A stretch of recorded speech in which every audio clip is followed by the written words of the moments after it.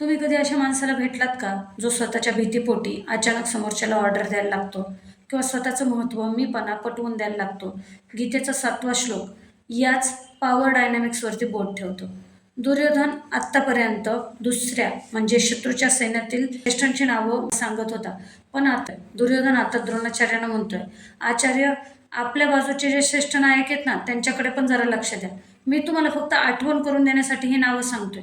Psychological लँग्वेजमध्ये याला restoring the ego म्हणजे आपला विखुरलेला आत्मविश्वासाला पुन्हा एकदा जबरदस्ती एकत्र आणण्याचा प्रयत्न करणं असं म्हणतात. दुर्योधन द्रोणाचार्यांना ब्राह्मणांमध्ये श्रेष्ठ, द्विजोत्तम असं म्हणतोय, पण सोबतच त्यांना सूचना पण देतोय. तुम्ही विचार करा, जेव्हा एखादी व्यक्ती आपल्याला वरचढ ठरेल असं वाटतं, तेव्हा आपण तिला सन्मान तर देतो, पण त्या सन्मानाच्या आड तिला आपण कंट्रोलमध्ये ठेवण्याचा प्रयत्न पण करतो.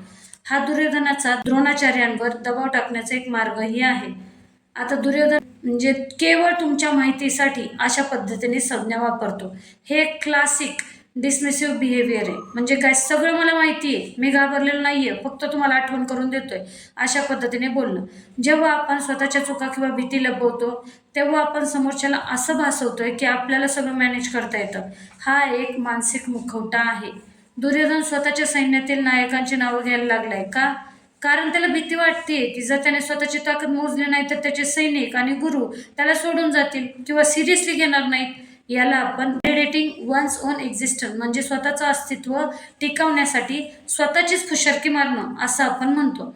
आजच्या कॉर्पोरेट किंवा घरगुती आयुष्यामध्ये याचा अर्थ काय घ्यायचा?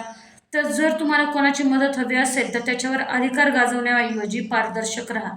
दुर्योधन द्रोणाचार्यांवर अधिकार गाजवू पाहतोय, त्यामुळे त्यांच्यातलं नातं अधिक तणावपूर्व होतंय, बरोबर ना?